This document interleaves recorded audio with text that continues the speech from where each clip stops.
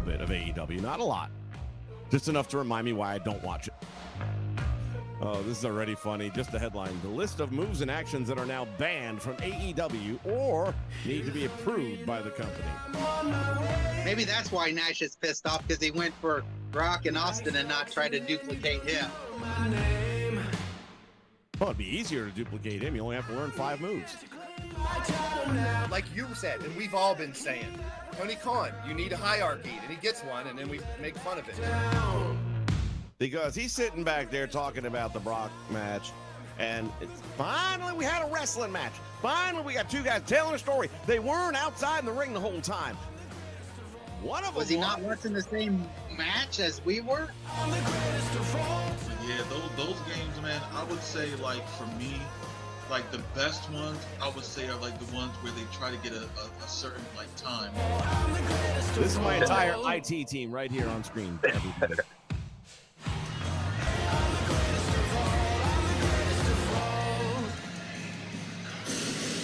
And now, ladies and gentlemen, it is time for WrestleChat with Vince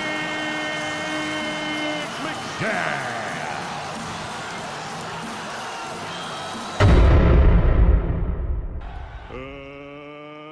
Let's get ready to rumble.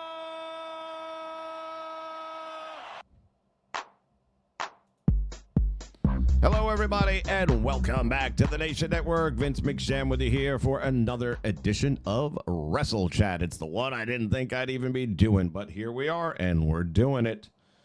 For those of you like me that didn't even realize it was happening 24 hours ago, the AAA folks had their show, which was titled, I'll get it wrong because, my Spanish, Guerra de Titanes. That's the best I got. Which I believe loosely translates to Clash of the Titans or something along those lines. You get the idea.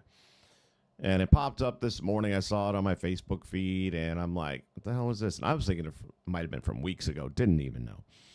Decided I was going to just watch it for a few minutes and whatever, just to get a taste of what's going on with the AAA thing. And then I realized when I see the date on the bottom of the video, oh, this was last night. I said, yeah, I kind of remember them saying something about AAA, but I wasn't paying attention. And then I start watching it, figuring I'll give it a few minutes. I got to the 3rd match, and I hadn't hit fast forward one time. And I'm like, okay, something's going on with this. This is actually a pretty good fucking show. So I get a hold of Jay, and I tell him, hey, have you seen this show from last night? And he's like, no. It's like, yeah, you might want to check it out, man. I'm like 3 matches in, and I haven't hit fast forward one time. So then he started watching it, and now we both finished watching it and said, we probably should talk about this. Hi, we're here to talk about it.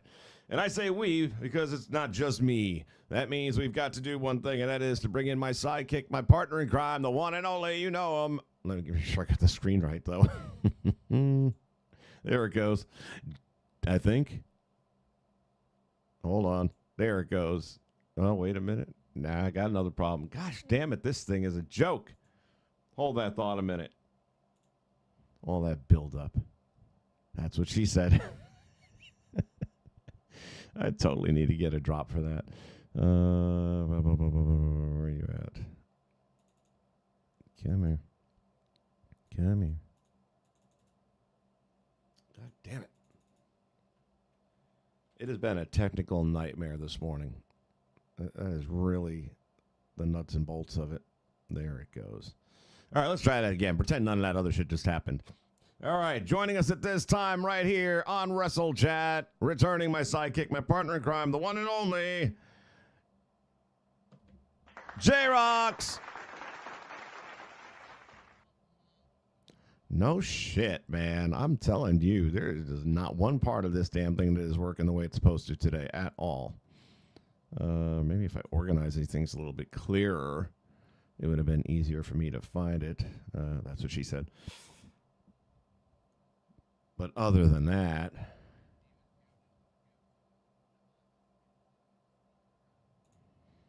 yeah, well, I want to plug it into the soundboard so I can just hit a button and boom, there it is. But I only get 4 that I can do that with.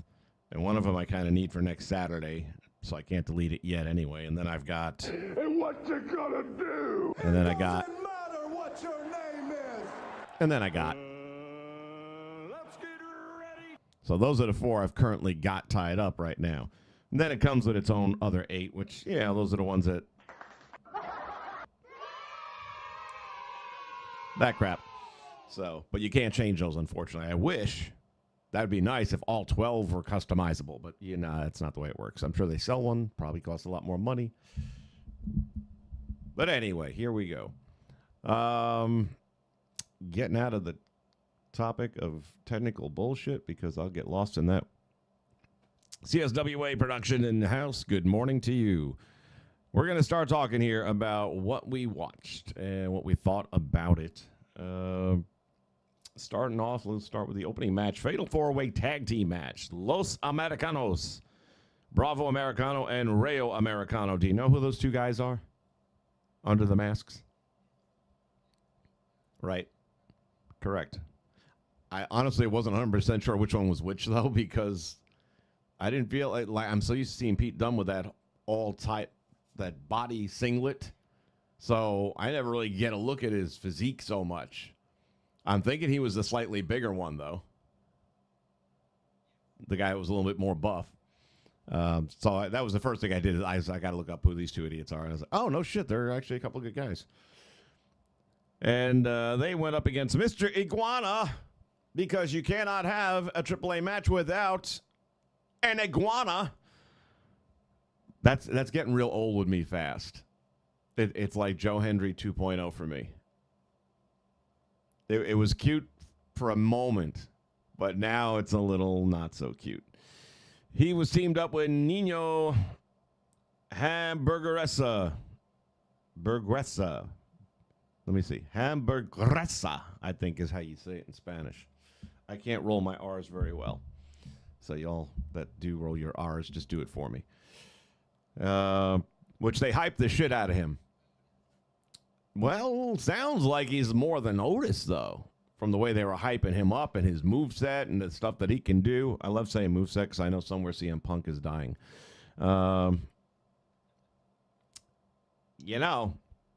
It just, I wanted to see a little more of him to see how much of the hype is really, supposedly he can do a tope over the top rope, which I'd have to see that. I pity the top rope. So you got him, and then La Parka and Octagon Junior. I don't even know how many. This is my problem with this. The La Parka thing, I get it. He sells the rights to it, I guess, to somebody else who can wear the costume. But, that's my problem with Mexican wrestling is when you keep the same. It's like I don't want to go see a Kiss concert with other guys who paint their faces to look like Gene, Paul, Peter, and Ace.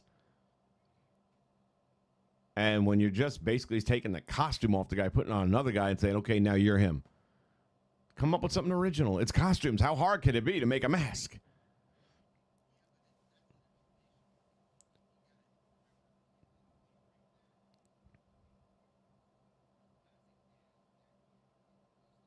Ray, he got his from his uncle.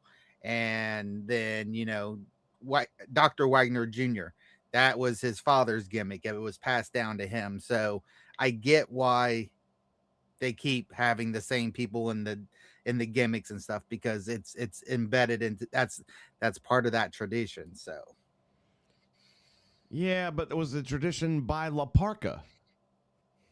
This is not La Parka, but he's calling himself La Parka, dressing like La Parka. But whatever. I mean, at least he has family ties. It was passed down to him. Yes. Yeah, I know. It's like Ray Jr., but Ray Jr. and Sr., They didn't have the same mask style at all, did they?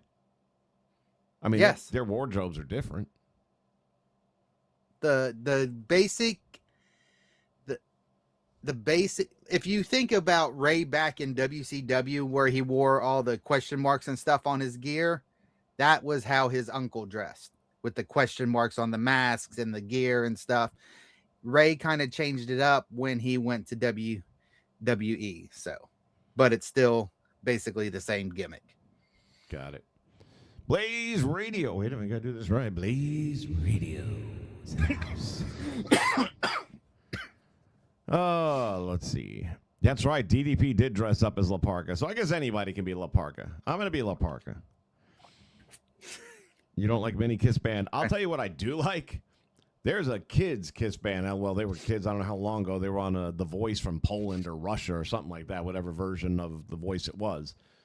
And they basically dressed up in character to an extent. It wasn't like, the two of the singers were female, then two of the young guys were doing, one was a drummer and one was the bass guitarist. So they didn't do exact replicas of Kiss's makeup, but you knew who they were supposed to be. So they put their own little twist on it. So instead of Paul Stanley's star, she had almost like the Star Trek A design in the black. I forget what Ace Frehley's character had going on, but you knew it was supposed to be Ace. Ace was the cat man. No, that was Paul. Or, Peter. Chris was the Catman, the drummer. Oh, yeah. But again, the kid didn't rip off that look, but there were similarities to it. So instead of a cat, it might have been something else, but it kind of had the same vibe going on. But anyway, I enjoyed watching them because they were probably about, if I'm guessing, 14 years old. And they weren't even all that great. They were better musicians. The lead singer was one of the two girls. Just saying, wasn't all that great a singer. Okay. Maybe she'll grow into it. I don't know. But it was just fun energy. So I do enjoy that. I just don't want some guys getting up there, painting themselves exactly like Kiss and saying this is Kiss. That's all. El Hamburger, El Cheeseburger, I want all of that shit. And it is probably Kurt Angle and Mr. Anderson under those masks. That was one of the thoughts that went through my mind. I'm wondering what are they going to do with what's his name that's playing Mr. or Grande Americano right now? The Russian Ludwig Kaiser. Ludwig, yeah. What are they going to do with Kaiser when Boy Wonder returns? Honestly, I think they'll keep Kaiser as it and just convert. No, you can't do that. Chad was really good. He was better at Miss Grande Americano than Kaiser. I don't know. After last night, he's so over down there. It's not even funny. Yeah, but he was over As down there his character. because of Chad in the beginning. Chad was over down there. I don't know. It'll be interesting. I guess we'll have a battle of it'll be like a mime off, except Chad's not quite that tall. But anyway.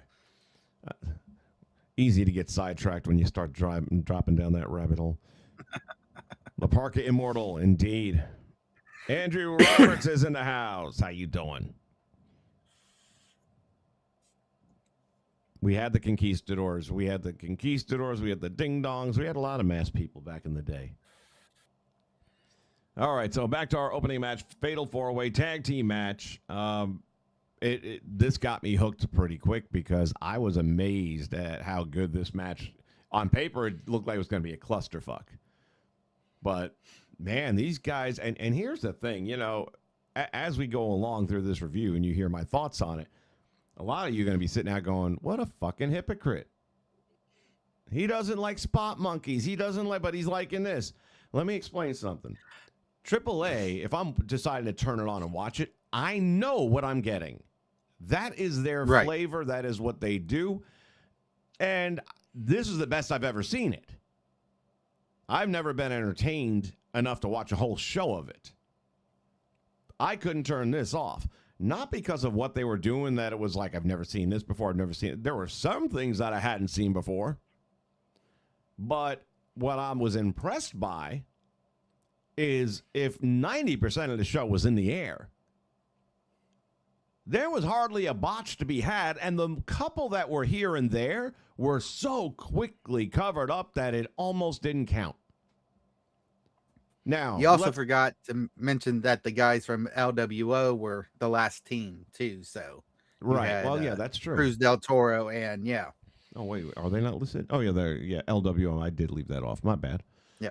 So, yeah, you had that in there as well. And again, what little botches happened here and there, they were subtle, they were easily correctable, as opposed to AEW, where it seems like just going in and out of the ring is a problem. And then with the WWE, you can't get a pinfall right. It's just everyone's fucking up and botching left and right. And here are these guys and girls, we'll get to that too. right. banging around, flying around, and just hitting their mark after mark after mark with a really hot crowd.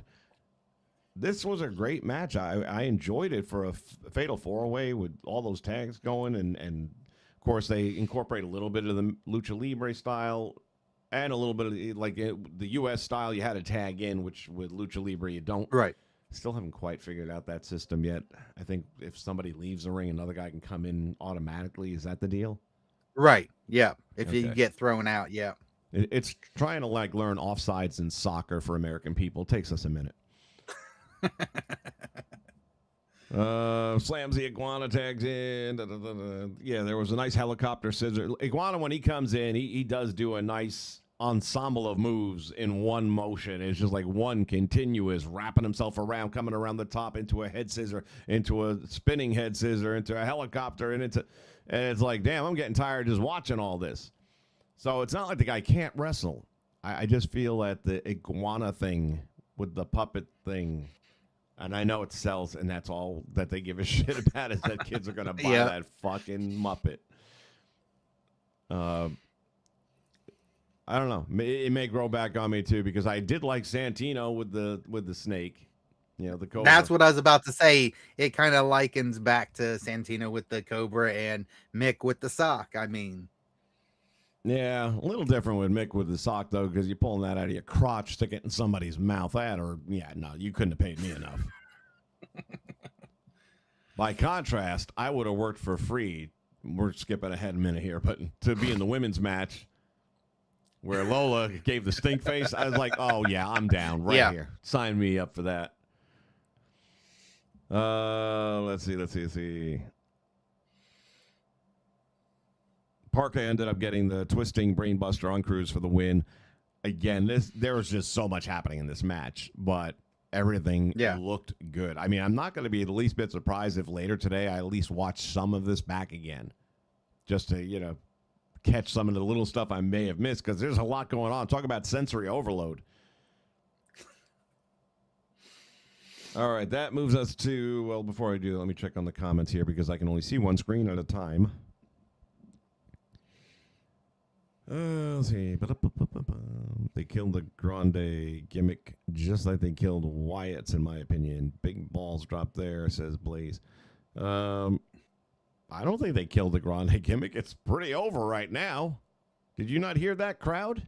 And then they turned him babyface, which that part I'm not so sure about, but...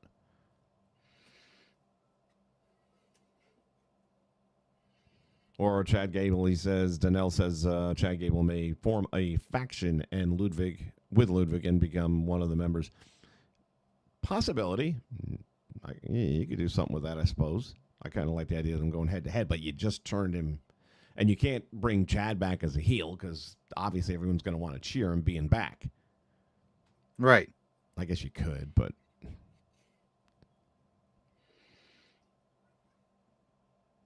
El Grande Ludwig turned face at the show. Yes, he did, Blaze. Yeah. Well, he didn't really turn face. They turned him face. Dom turned on him at the end after Dom ate the loss. We're jumping ahead. Right. They could have done more with Finn's puppet, too, but... Finn's puppet? Yeah, Finn had a puppet for a few. Finn Balor? Brief few. Yeah. I must have yawned. I don't remember him having a puppet, and thank God, because he's not a puppet guy. Come on, man. I would have used my next to bed nightstand sock for the Cobra.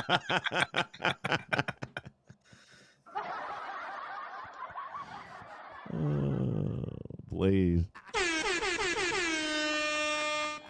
Well done. Use my next. It's the fact that I had it. The sentence was broken up over different lines, and I had to read it the way I did. Made it even better.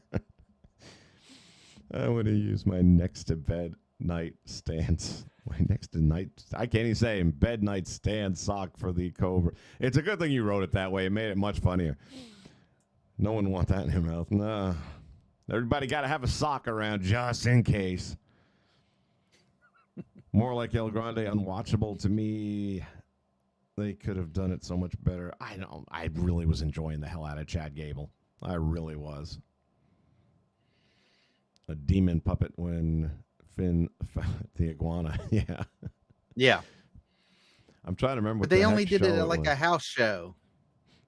There was a movie I was watching a while back, and I can't think of what it was now, but there's a scene in the movie that just popped into my head after Blaze and his comment where the adult son is, I guess, still lives at home, and I want to say it might have been fucking my brain today. I'll tell you, that's 5 hours sleep at work. What the hell's his name? Little Nicky. Oh, Adam Sandler. Sandler. God dang it. I think it was him. I could be wrong, but he's on the phone with his mom, and it's like, yeah, I think it's over next to the...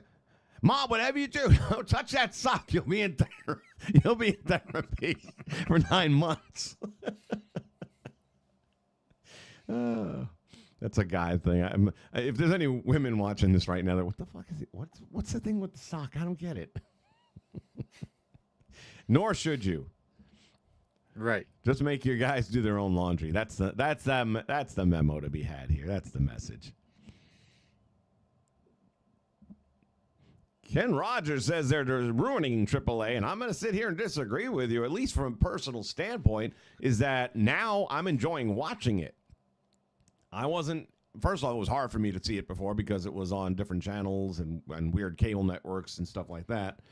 And then it was all in Spanish. So I tried for a little while, but and a lot of that wrestling back then that I was watching wasn't so pretty. You had a lot of fat guys that did a lot of stuff that they probably shouldn't even try doing, and it usually looked really bad.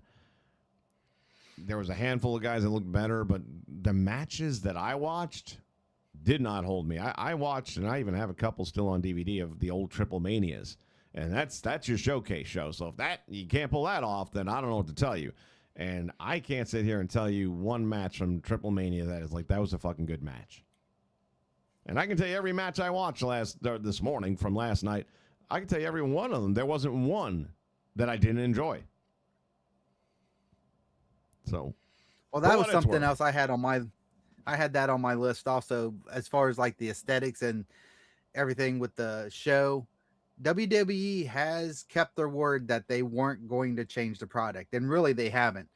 They haven't, over lighted the arenas. It's still that basic arena that they always had. The way the matches flow is just fucking that was something else. To me, last night, nobody seemed like they were rushed.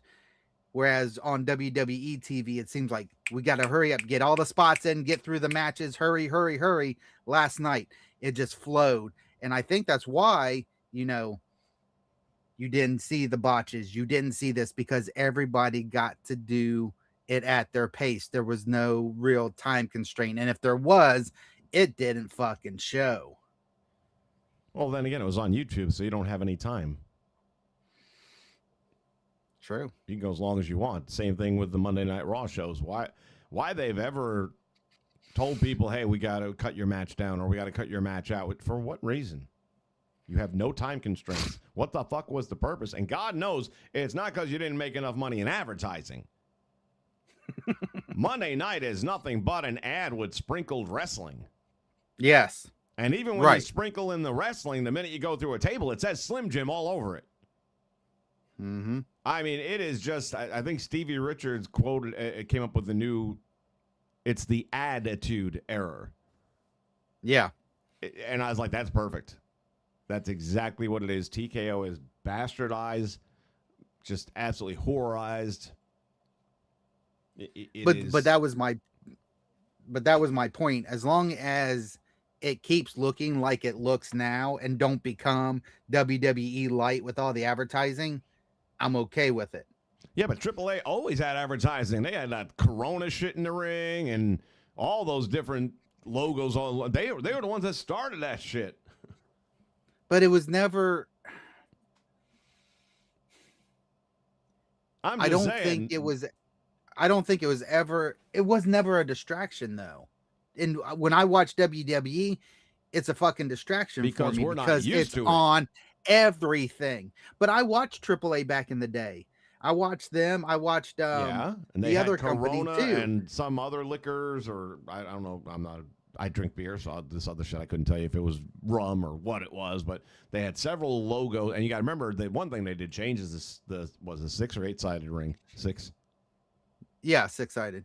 But that's the thing. Even though they had all that, it didn't distract me from watching the matches. Maybe that's the problem with WWE is I get distracted by all the advertising because the matches aren't fucking good.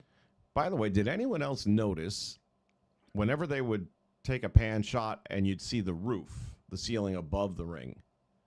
I thought it was kind of like the scoreboard kind of thing where you see some Trons or whatever.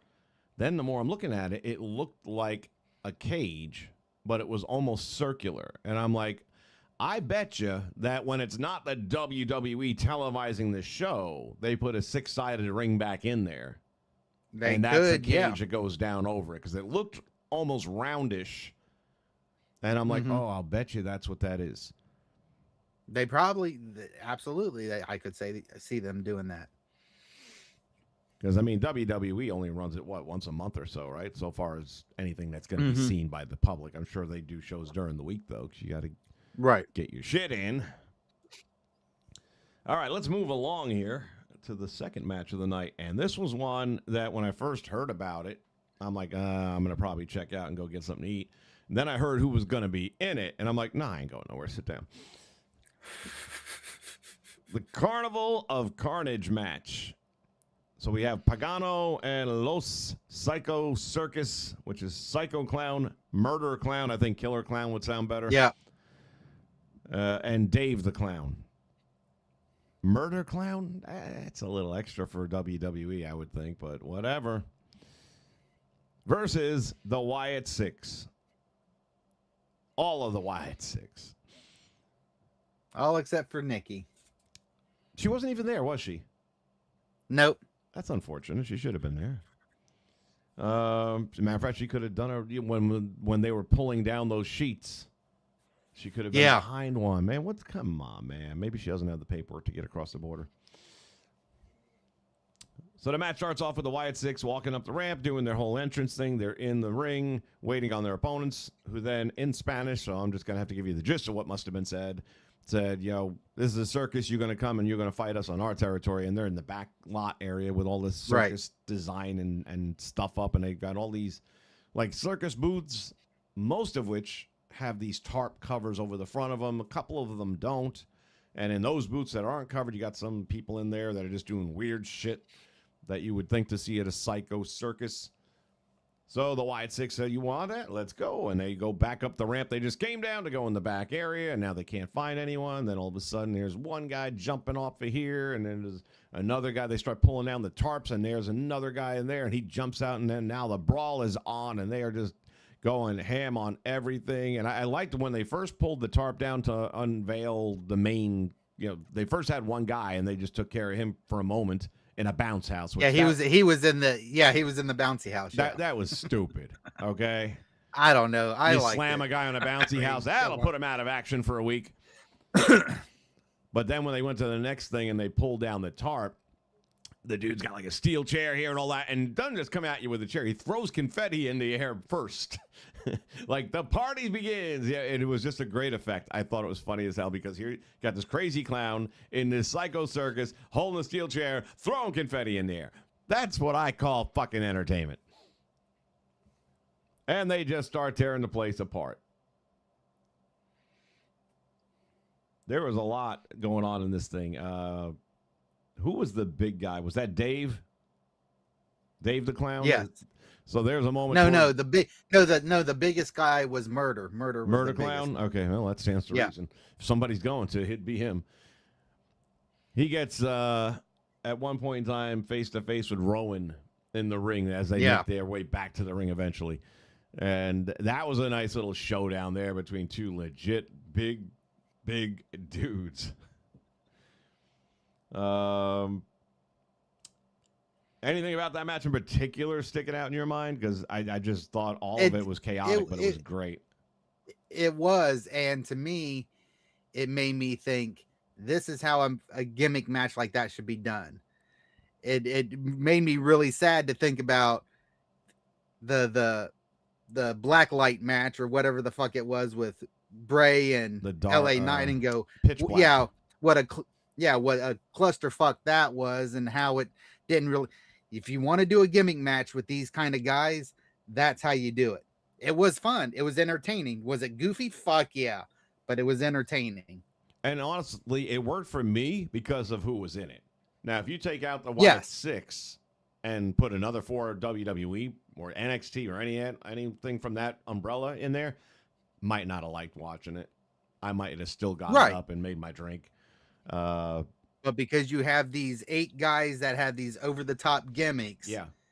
it 2 worked. rival promotions. This is a legit Yep. group from Mexico. It's been around for a while. I've heard of them before, so I know that this is what they do. Yeah. And I know the Wyatt 6, and this is what they do. And this is actually feeling a lot more cross promotional than anything with TNA. Right. So I was there for this one for sure. Psycho ends up DVDing DVDs. I'm not sure exactly why they call it that, but it looked more like the AA, the Cena AA. Loomis through the table and then pins him for the victory. That was, like I said, that I enjoyed that match a lot. I thought there were some really fun spots to it. I thought that, again, there should have been a lot more botches, and I don't even recall one in this match that stands out to me. No. What we got going on here in the chat? It was the demon puppet thing. We already mentioned that. Did I see Happy Gilmore 2? I did not. I don't have Netflix. And I heard it was I did. horrible. It was okay. It was okay. It wasn't as good as the on first a 1 one. to 10, what would you give it? I'd give it about a 5. Like I said, Okay. it was okay. That's not okay, though. That's not a passing grade. It's half. That's not But passing. still. In school, you got to get 60 or above. It was okay. Yeah, everyone I've talked to said it was like a 3 or a 4.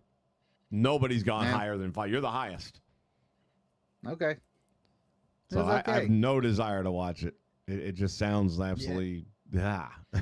Would you watch it again? No. Okay.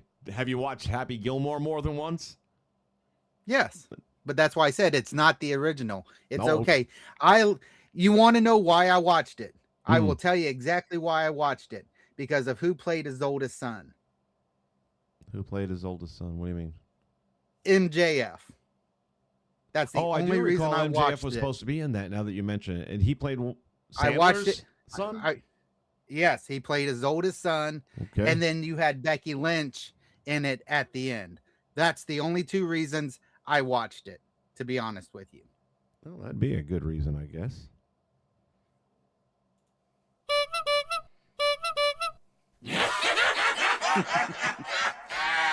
The clown's around. We're not hating on clowns. I just got done saying I love the match. I'm giving you all your props over here. Your kudos.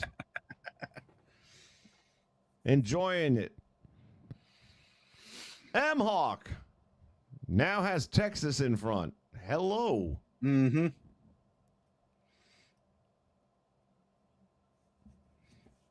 Maybe there's another M Hawk out there and he had to distinguish himself.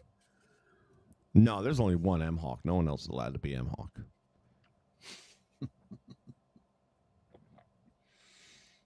What's happened to Nikki Cross? She's hardly wrestled the match since. Well, I'll tell you, Danelle. The thing was, she was supposed to be in a story with Alexa Bliss when Alexa Bliss returned, but that ship kind of has sailed. Yeah, they cut it. I mean, I don't know that you can come back to it at this point. It would seem a little over the top unless Nikki at some point in time wants, because now Alexa and Charlotte are going to have a program at some point in time. They're not going to regain the tag team titles. They're going to have a falling out, blah, blah, blah, blah, blah. Now, maybe Nikki costs her the match against Charlotte at, let's say, WrestleMania, and then from there, it's this whole, because at the end of the day, you almost have to wrap that thing up. Because the last time we saw Alexa Bliss was Bray Wyatt's demise with all that black shit running down his face and everything, and she's sitting on top of like the big Jack-in-the-Box toy just box, laughing at him. And that story never went any further. And part of the reason I'm bringing the Wyatt Six back, at least is what they said, was to tie that part up a little bit. So hopefully they plan on still doing it. And they're just kind of, everybody's in their own side matches right now, but we'll get to it when we get to it. I'd like to see that play out. Yeah. Ancient Clown says they use names like Murder Clowns or Killer Clowns, but what about Happy the Clown? Don't piss off Happy.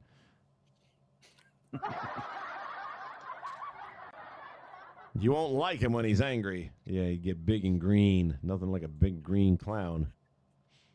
All right, next match, AAA World Cruiserweight Championship Triple Threat match. If you haven't seen the show, you have to watch this match at least. This is the match of the night for me.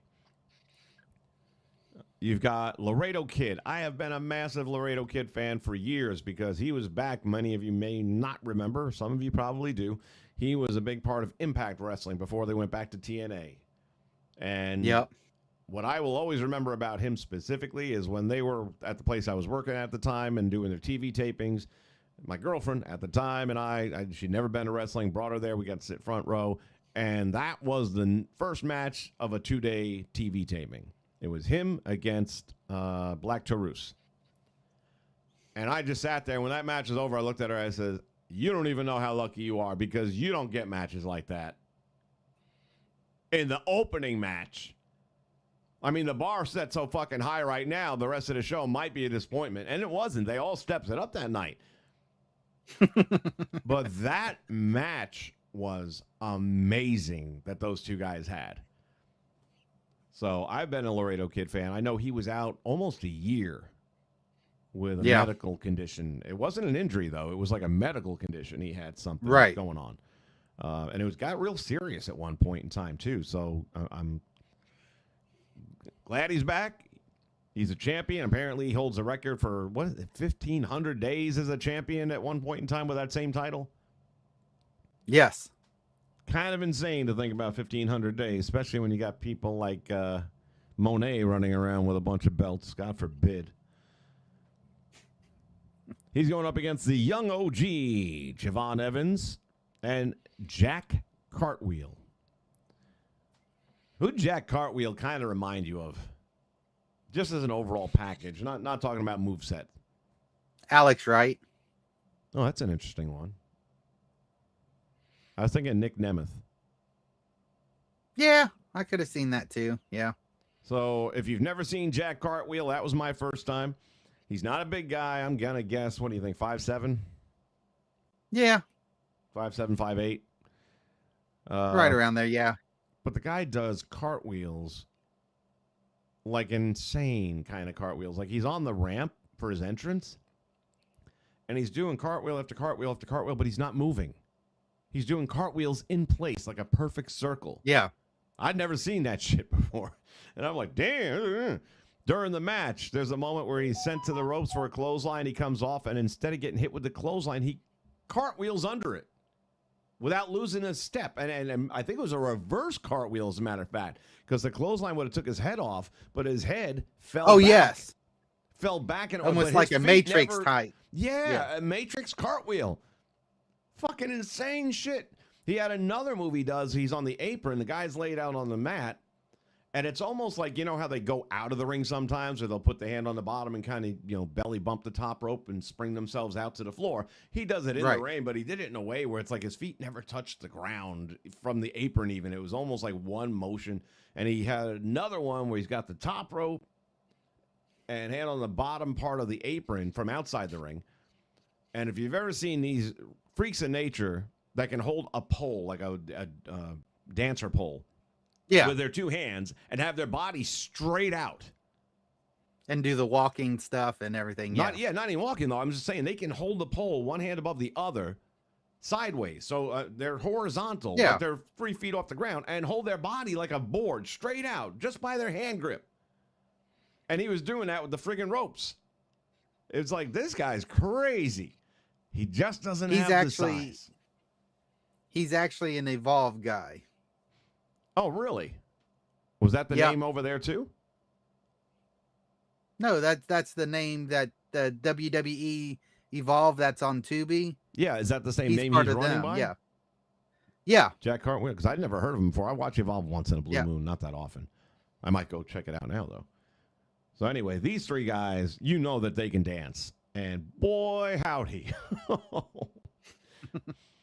Honestly, I think there was really only one moment that I can remember where there was a mild oops. And it was Javon Evans was doing something off the top rope, like walking kind of thing, and then lost his footing a little bit as he was already coming off for the move anyway. So he did land without, but immediately came out with a savate kick and caught him in the chin with it, and he sold it perfectly. So they didn't miss a beat. Right. There was no hesitation. There was no, it's like, okay, I'm here, boom, here. And it was like these guys were reading minds. That's what was going on in this one.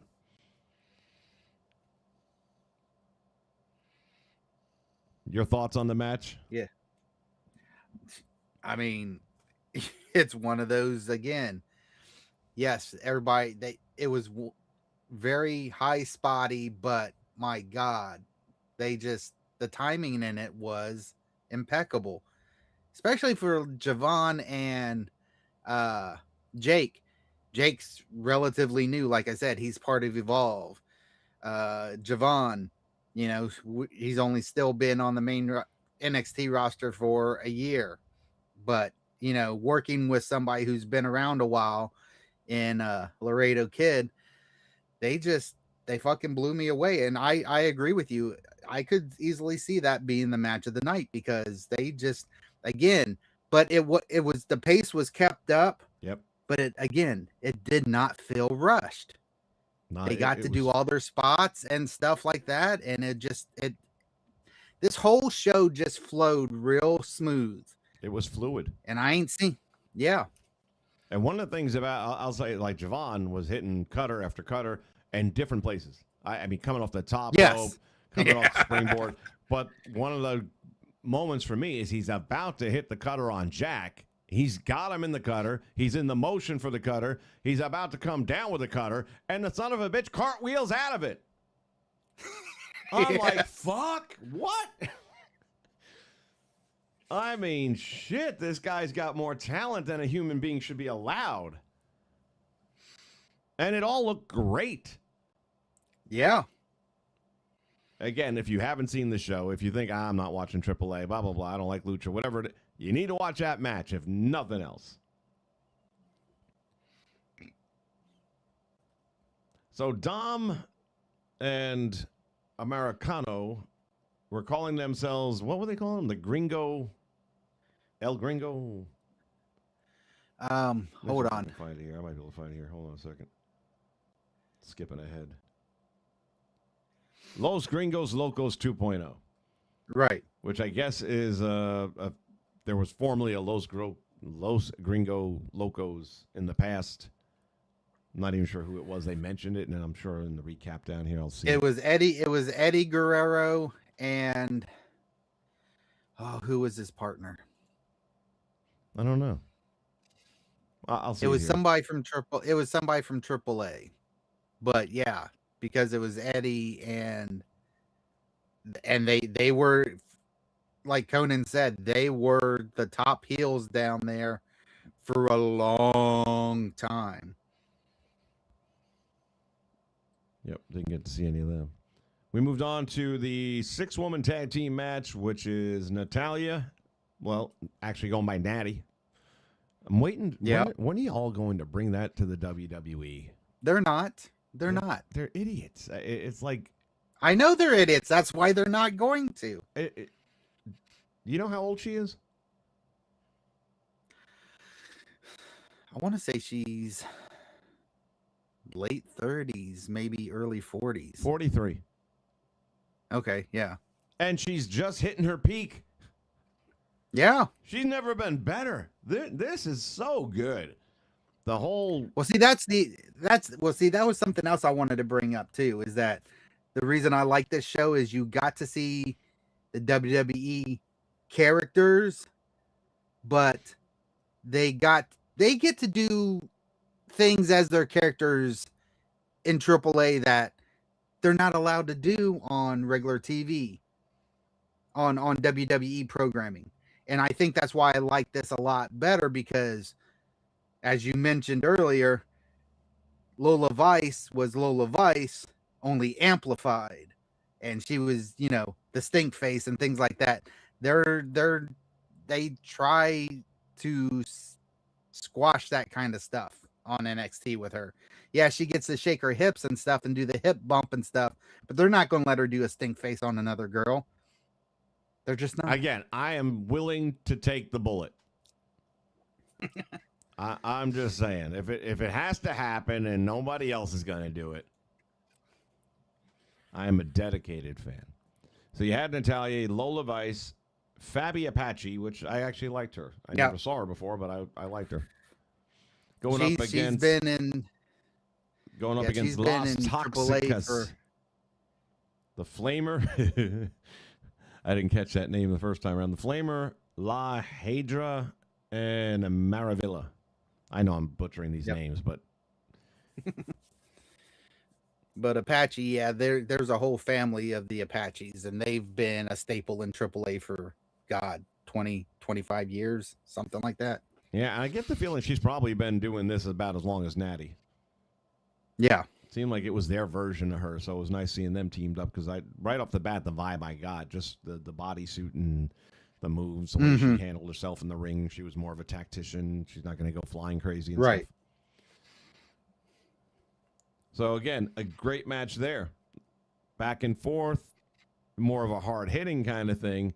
Natty had been jumped a month or two before when they were there doing AAA stuff, so she was looking to get her revenge against, I forget which one of them it was that actually jumped her, but that was kind of her, when she came into the ring right off the bat, man, the other team went outside the ring for the intros. Natty walked straight up to the ropes, looked down on her, and gave that stare. I mean, I'm just saying, this is the best Natty we've seen to date. And this is the benefit of being a wrestler. Your bump card goes much longer. Yeah. You're not coming off balconies, going through tables, and putting spiked nail boards in your spine. Yeah. Just a thought. What do I know? And, of course, they would go on to win the match. It was just a really good match, start to finish. There's nothing about it in particular that made me go, jumping up or anything. But, again, I was entertained with the whole thing. I enjoyed the match. I liked the hot tags when they came in. I liked the matchups you got with the hot tags. I just thought all around it was gone. The one thing I was surprised with was that Natty didn't get the win. The pinfall. It went to Fabi, which I guess that makes sense. That's the hometown girl. Right. But other than that, if it wasn't match of the night, it was second. It was up there. That's and sure. I agree. And again, we get to see a side of Natty that they're not showing on normal WWE television, and it's great to see it because you're right. As much as I liked her back in the day when they did her and TJ and who was the third? But they basically did the Heart Foundation. Yeah, did the Heart Foundation 2.0. Yeah. The stuff that she had been doing on TV, I didn't like it. It didn't feel authentic. This Natty, this Heart Dungeon training bitch, that's the low-key authentic. Legend. Yes. Yeah. I just, like I said, I can't figure out for the life of me why they're not going with it because it's the best. I'm thinking they were going to maybe now that she trained Maxine, that she might come out, and maybe she will. Yeah, at some point in time, Maxine might need a tag team partner, of course, go to her trainer, and then Natty comes out as Natty. Right. They even referred to her as Natty, but then the graphic came up Natalya. Yeah. Gotta own something, don't we? Moving on to the next match. It was a singles match. That didn't happen much. WWE World Tag Team Champion Dragon Lee against El Hijo del Vikingo. They had some beef, and this was a good match. It was another good match, solid match. There was a lot of logic in the stuff that was going on. Vikingo starts off by trying to tie Dragon to the rope with his tail. So he had a tail off the back of the mask. By the way, and I don't know if there was a technical oops on the entrances or what. So here comes Dragon with this big dragon wing set attached to him with a harness. Right. And in his hand, he's holding a remote. Yeah, it's to make the wings flap. But did they? No. Okay. So I'm thinking it's going to be like a Vader thing where fire's going to shoot out or smoke's going to shoot out or something dragon-like's going to happen. And then he's taking it off in the ring. And I was like, did I miss something? I'm rewinding to watch the entrance through again. And I see this thing in his hand the whole time. And I said, fucking nothing happened. That's a little let down. But yeah, he's worn it every time he's been on AAA shows. And it's always the collar to match his outfit. And they'll flap up and they'll fold in and they'll do all kinds of stuff. Just but not it must last have, night. like you said, yeah, it must have just been a malfunction with this set. Great that day. It did not want to work. Perfect time for that to happen. Well, anyway, after the lackluster entrance, he tries tying him to the rope with that thing, and he ends up having to break the tail off of and now he's pissed because his tail's been broken. And they're going back and forth. A lot of Rana spots in and outside the ring. What you would expect. It's, again, AAA wrestling, but it was well done. Yeah. Nobody's getting injured. I mean, you can't even say that about any of the other programs. They both kind of tweaked their knee towards the end of the match when they did that double stomp to the outside of the ring. Yeah. But did they, or were they selling that? I don't know. I think at least Dragon Lee kind of tweaked his knee a little bit because he kind of slowed his pace a little bit after that. But it wasn't nothing. I don't think it was super serious. I think he just kind of, and had to work it out the rest of the match. But I mean, if that's the worst that happens, Exactly. I mean, come on. Well, that's not the worst that happened. The worst that happened at the end. In case you don't know, almost. We're going to disagree on this. I can feel it. Almost made his return. Which, if they're going to keep him in Mexico, that's fine with me. He's almost a wrestler. Here's the thing. Go ahead. They've been using him overseas quite a bit. Good. He's held the New Japan Tag Team Championships with a couple people. God bless him. And the thing is, and again, it goes back to WWE and their fucking writers. He would have been, the way he's being booked in New Japan and now in AAA is how he should have been booked on the main roster. You book him as a slow-moving fucking monster who just dominates. And I guarantee you're going to see him in a couple matches coming up, probably with Vikingo in AAA, and you're going to be like, well, why didn't they do this on the main roster? We'll see. Because WWE writers are fucking morons. My problem with him was never the writing. It was the inability to wrestle. So did Japan But that's make him why a you wrestler? don't book. No, they booked him as a fucking monster who just threw people around. I don't want to see If that. you can't wrestle, you got to have everything. Not that. That's not anything. Okay. I mean, look. All right. So let me draw the best conclusion to that or comparison to that I can. 911. Okay.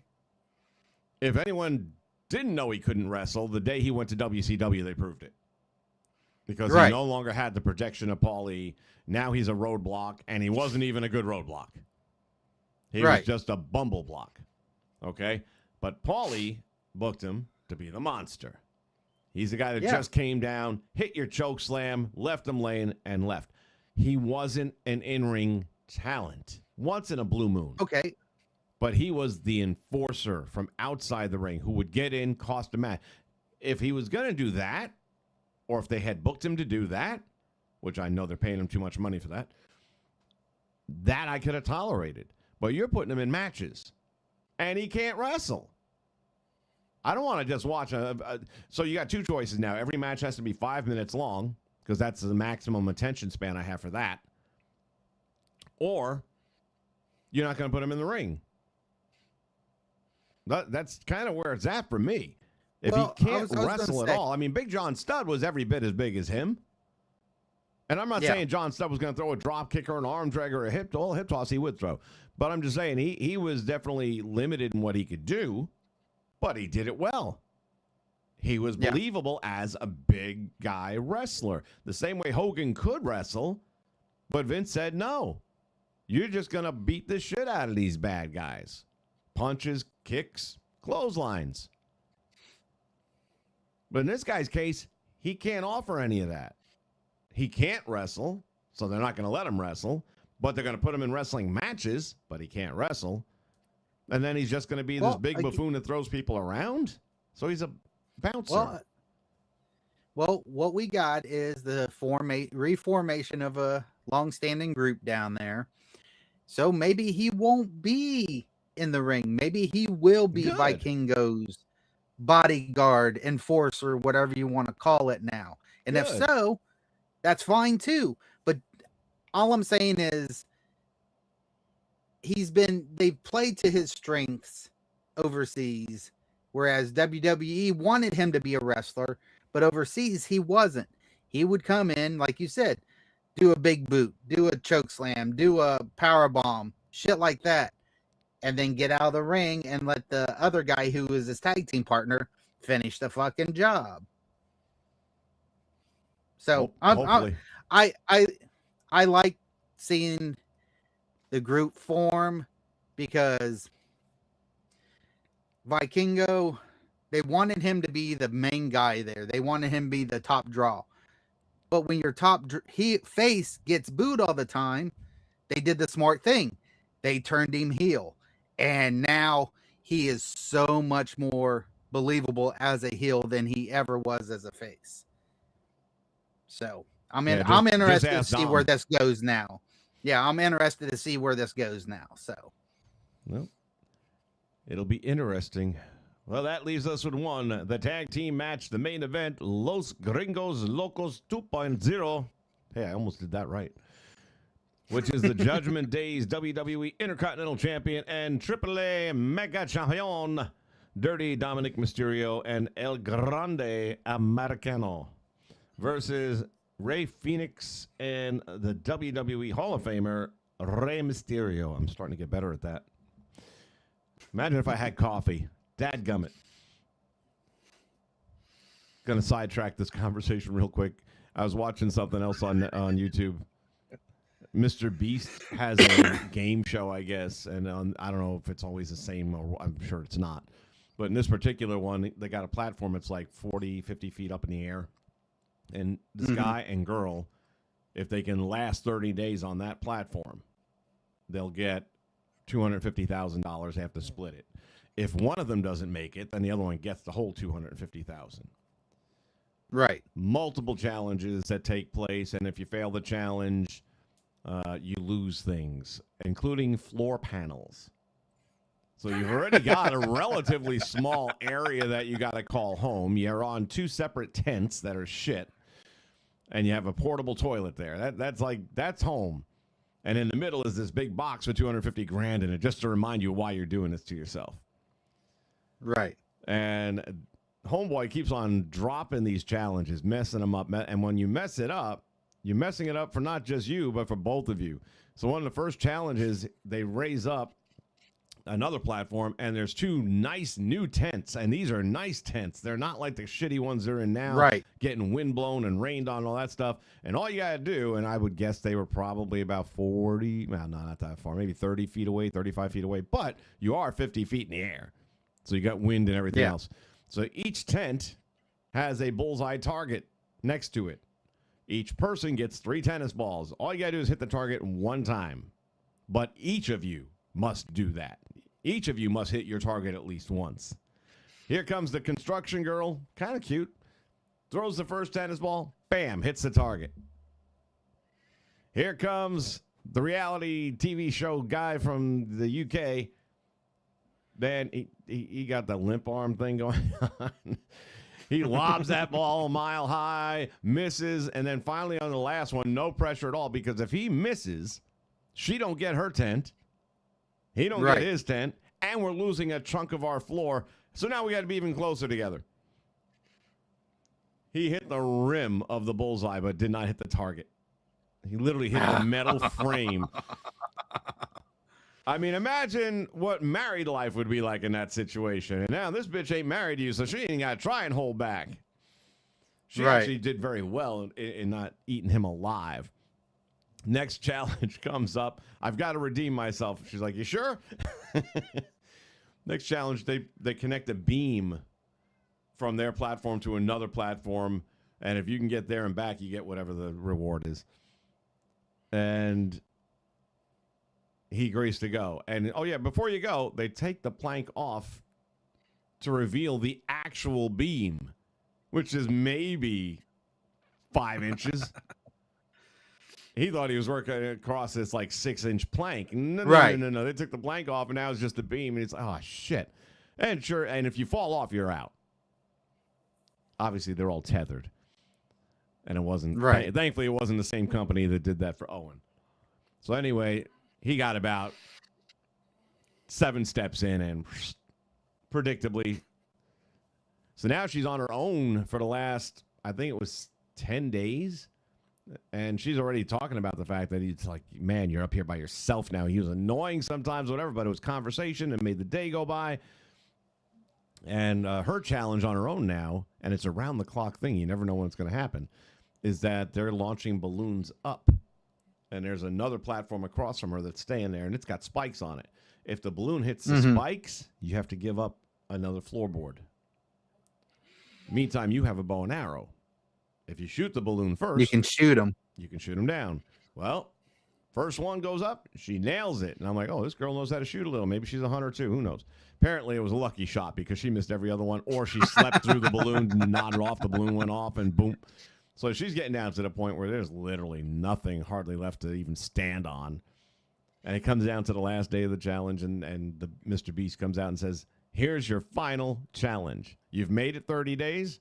250,000 is yours. Or you can try and walk the beam over to the other platform where there's another $250,000 on top of this.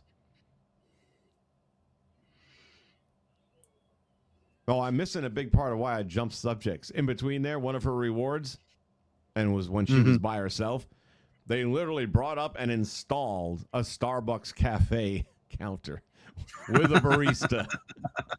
And that would be there for the last 5 days, that she could have all the Starbucks coffee she wanted. So yeah, there's a big value in that. Would you make that walk though for the 250 grand? Would you try that, or would you take the money in the bag? After 30 Knowing days. me, after 30 days, at that point, I'm going for it just because. What the fuck, you know? Oh, yeah, not a chance. I'm taking the money. That's 250 grand, man. I'm not. I'd do it this way. If I'm going to do the walk, that's fine. Take the tether off. Because if I fall, I want to be dead. I want to be dead. The only thing the tether is going to do is slow the process down, because then I'm going to get down on the ground, then I'm going to go get in my car, then I'm going to drive into a building. She decided to take the money. Good girl. Then they said, well, we got to see what would have happened. She got about halfway and fell. She made it, didn't she? No, she did not. Oh, did she? Okay. No, she did not. I could tell you, man, 6 inches with all that height and the wind and all, there's no way. There's just no way. I guess what it is you just got to know how to use 6 inches to your advantage. That's all I'm saying. That's what she said. I know. Well, the thing about that, I know what I can do with 6 inches, so I'm pretty confident in myself. So he thinks he's got 6 inches. Look at him. The thing about it is, though, and both of them were doing, I expected it of him. I was a little surprised with her because she's a construction worker. It sounded like she worked on, right. Maybe not skyscrapers. I don't know what she did, but I was thinking she wasn't afraid of heights. Is one of the things that she talked about. Oh, I'm a construction worker. Heights don't bother me. So I'm thinking then you probably know that walking on the beam, you don't want to be looking down, Right. but then you kind of have You to, look don't straight you? ahead. Yeah, but how? No, just you look out past your feet to where you're walking, and you focus on that. You Well- don't look down, you don't look to the side, you don't look up. You look about a foot out in front of you and walk. Trust me, I used to do construction too. I know how to walk them fucking beams. Well, she thought she did too, and yeah, good thing she didn't. But again, looking down, that'll do it to you. I don't know how I got there. Something to do with the Yep. coffee. Out of all the matches of the night, this was the one I was least impressed with. And that's not to say I didn't like it. It just, I mean, everyone else had such a good night. I'm expecting you guys to, have a great night too. And I didn't feel it was great. I thought it was good. Yeah. I think a lot of it was with Penta getting hurt. A lot of the hype for it got diminished because this was supposed to be the reunion Yeah. of the Lucha Bros. Yep. And so I think that was a little bit of the letdown for it. But you're right. It was, I'm not going to say it was lacking because it was a good match, but it's, for me, other than Ray being inserted in it, it's something we've seen before. Dom Yeah, but and at the same his time- dad and stuff. Yeah, but it still works because we don't see it all the time. I mean, when was the last time Ray and Dom were in a ring together? And because about a it year wasn't ago. like you tried to book it that way, father against son, legitimately, we got an injury. It makes sense. We'll plug Yeah. Ray in there because he wants to get another crack at the kid. Yeah. And they did a great job of building up for the hot tag on that. They didn't get in there and put hands Yeah. on each other. Matter of fact, when Dom tagged in the first 2 to 3 minutes, I was like, oh, he's going to just pretend. Ray was already in. He came in right away, rolled out of the ring, walked around, and then came back in, tagged himself out, and never made contact, which I knew. And that's the thing, though. You do a good job of building up the anticipation for when he finally tags in to go head-to-head with his dad, or vice versa, when dad gets tagged in to finally get some ass whooping on Junior. How old? They had some really good spots in it, though. It had some. Nothing that I like that. What? I like that electric chair seated senton that they did on Dom, where Phoenix had Dom on his shoulders, and then Ray jumped off and did that seating. Yeah. Senton down. The butt bomb. Yeah. Yeah. That was a dangerous move too, especially after we saw what happened in the friggin' War Games with the friggin' Doomsday device. Well, I didn't see that, so I don't know. Oh, you didn't see War Games? No, I didn't So watch it. Oh, yeah. That Braun Breaker's career almost ended. Yeah. He landed right on his fucking head. How he walked away from that, I have no idea. But you're talking about that spot. I was thinking back to the women's match where they did the double heart attack. Oh yes, yeah. And Nat- the announcers even called it out too. So Natty basically took the role of her dad and held the girl up in the bear hug, and the other two Mhm. girls both hit the ropes, came back off in a double clothesline. That's clever. I like that. Laredo's finish. I don't know how I didn't mention that. A belly to back Spanish fly. yes, yeah, Fucking insane. I mean, I know these are lighter weight guys, but still, he came. That was all impact, man. There's no way. I mean, it was like tandem skydiving. Like if you go skydiving and you're not a trained professional, how they hook up to you. It was like that. right. I mean, he's on this guy's back from the moment they launch to the moment they hit that mat, and he bounces off of his opponent. It looked brutal. And it's a damn good thing that's a finisher, because if you didn't let that be a finisher, fuck. Right. Like I said, there were a lot of moments that stood out in this show. A lot of them. So Dom's got his opportunities, gets back in there. Finally, Ray does get the tag in, and the moment we've been waiting for, father and son going at it again for the first time in quite a while. And Ray will go on to win the match by pinning Dominic for the win, which didn't necessarily imagine. I thought for sure El Grande would take the loss.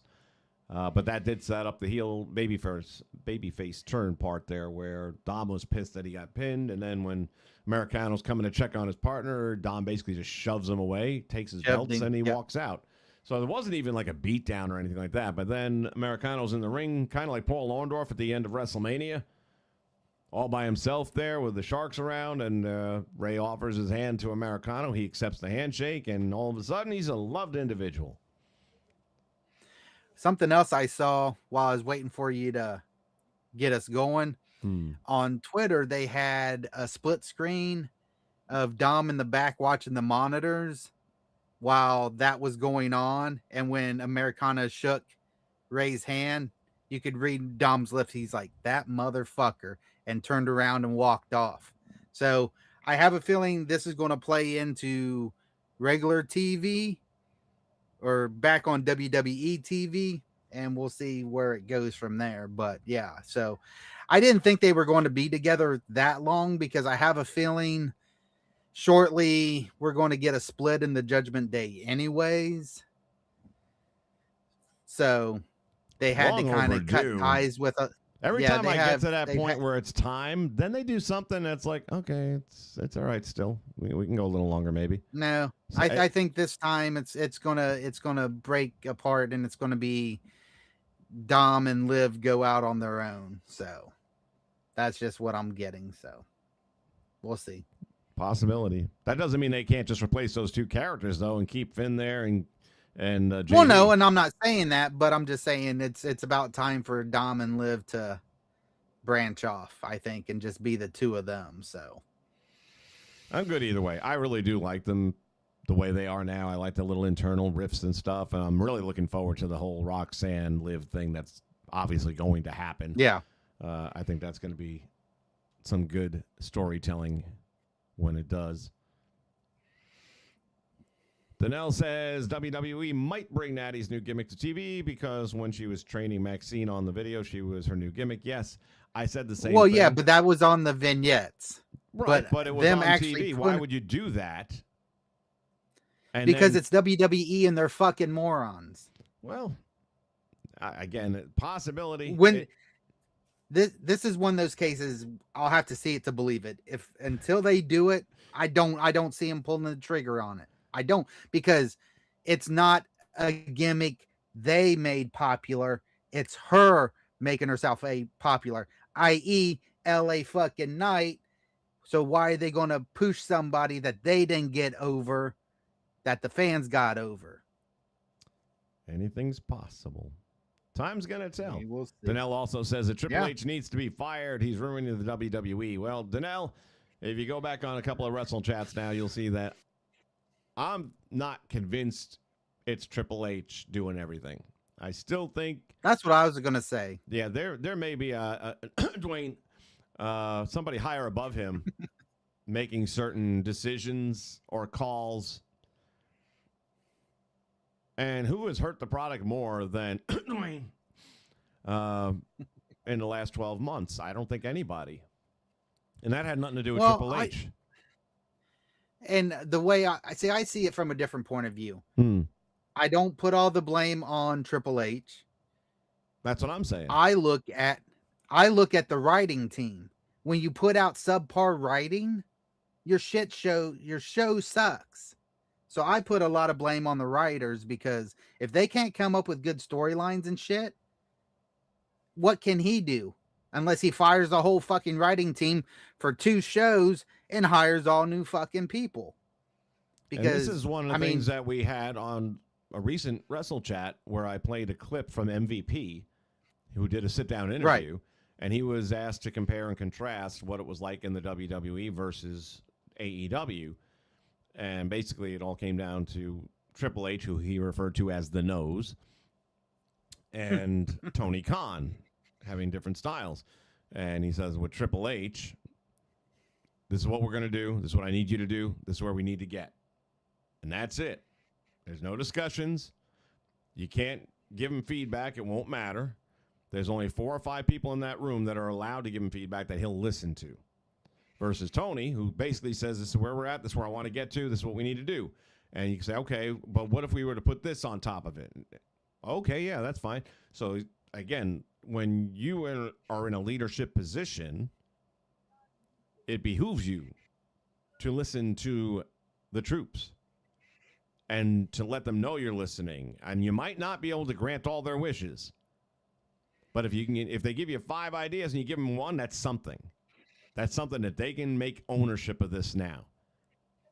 It makes it a better overall product. Same logic. But is it? The But same is logic, AEW though. a better overall product though because of No, it? I'm saying the WWE would be a better product. AEW is Oh, not okay. a better product because they let the inmates run the asylum. Because they take nail boards and legitimately stick it in someone's back. You know, they do stupid shit that is just turning off audiences en masse. You know, they're right now drawing less than 50% of eyes on their product than what they were in their first year. Their first year, they broke 1 million every week. Yeah. And now they bounce. I was around watching it 500. every week. It really did kind of go south with the whole CM Punk thing. But it was going south before that. That behavior is what led to the CM Punk going south thing. The fact that you guys are doing stupid shit. Real glass, cry me a river. Well, no one's watching you. Cry your own river. And by the way, you got no chance of ever making it to the WWE, buddy. None. So you better hope that pissant company doesn't go belly up because that'll be your paycheck. You're not there's no Matt Cardona money to be had in Jungle Boy. No. No. Or Cross. Take care, clown. Thanks for being here, buddy. So again, firing Triple H, that's not the solution, I don't think. I really think there are other people helping make these decisions, and I don't necessarily think he agrees with them. I think it'd be Dwayne, because what does Nick know about wrestling? Nothing. He knows shit about wrestling. The only person who knows less about wrestling he might than be the Nick one. is Tony Khan. Yes, but if he's listening to Dwayne more than he's listening to Triple H, there's a problem. Or he might be just saying, hey, Dwayne, you got the higher rank. You make the decision. I don't know. Or maybe it really is Triple H's idea of a good... The thing that doesn't make sense to me, and I said this on the last WrestleChat that I did about this, the thing that doesn't make sense to me is the fact that Triple H, for how many years, ran NXT? Yes. From the successfully. Get-go. From the get-go. The black and gold over at Full Sail University. And it was great. And not only that, he did NXT UK. I mean, he was running both brands. Yeah, and forgot about that. Yeah, we didn't get to see a lot of the UK until later, but they were just as over there as Black and Gold was here. It was good stuff. So I'm supposed to believe that he goes to take a shower, slips, falls, and hits his head, and now he can't book? Whoops. Doesn't seem logical to me. No, it don't. So I think there's somebody else, stirring the porridge, and that's what's causing all our problems in the WWE right now. Hi, Judd. How are you, buddy? Glad to see you. And then Danelle says, I can't wait until Ray and Dom finally reunite again. Yeah, I was funny you mentioned that, because during the match, I was already thinking it about how, it won't be hard to book, obviously. It'll be somebody, group of people beating down on his dad and trying to put him out, and it'll be kind of that Luke Skywalker moment where you got to come and rescue your father and that whole thing. There is good in him. Right. Or it might go the other way around. Maybe finally a bunch of people just had enough of Dom and they start beating him into a puddle. That's true, yeah. I could see it going that way more than I could the other. See, if it's done right, I think the other way has the better payoff, having Dom come around, because he's got to be a babyface. Right, but if you do it where Ray comes to the rescue, they could team back up, and you don't really have to change Dom. It's just It's just a matter of them siding together for the greater good. And then after it's done, Dom can still be his douchey mustache wearing self, and Ray can go off into the sunset. Yeah, I've got to that point where I don't think he's ever going to lose that mustache, and I can't stand it. That's the point. It's so obnoxiously 70s porn. Looking. That's the point. That's fucking the porn point. stash. Get that shit out of my face. I don't want to see no porno shit on my screen. And if I do, I want it to be Lola Vice.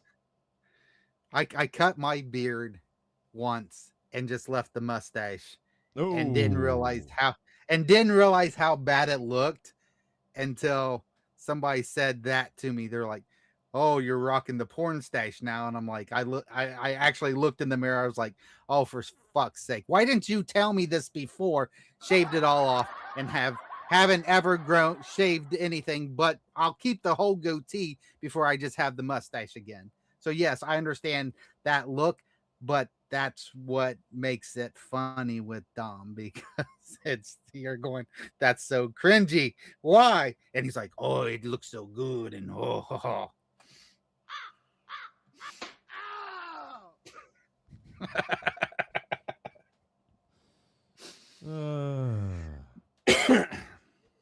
All right. Well, that is the overall recap for Guerra de Titanius.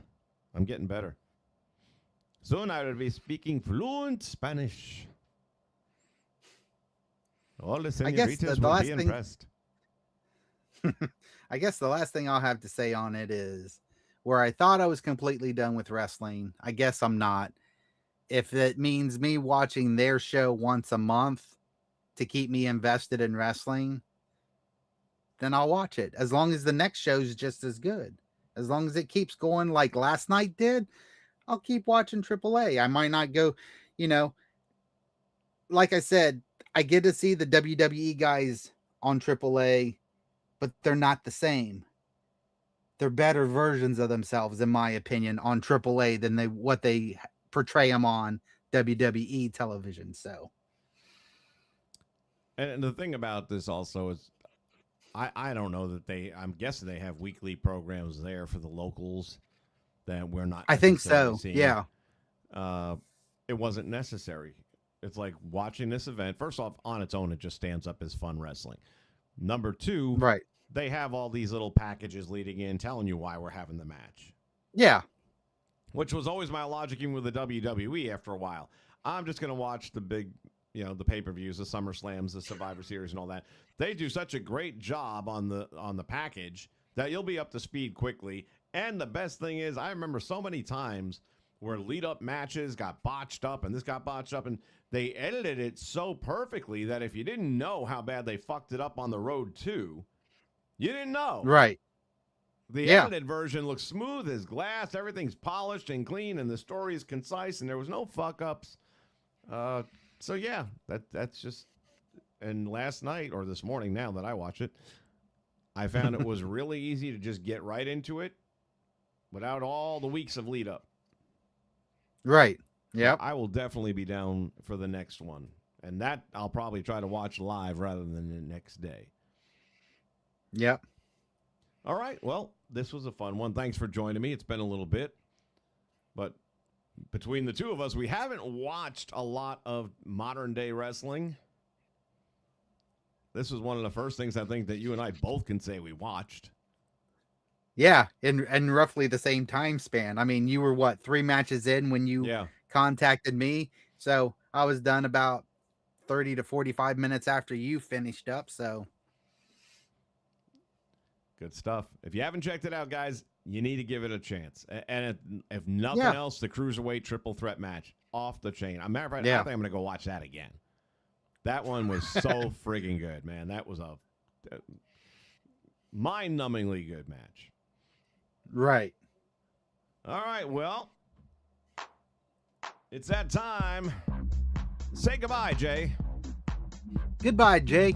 Goodbye, everybody. Merry Christmas, Happy Hanukkah, and all those other holidays that you may be celebrating. And we will see you next time for more Wrestle Chat here on the Nation Network.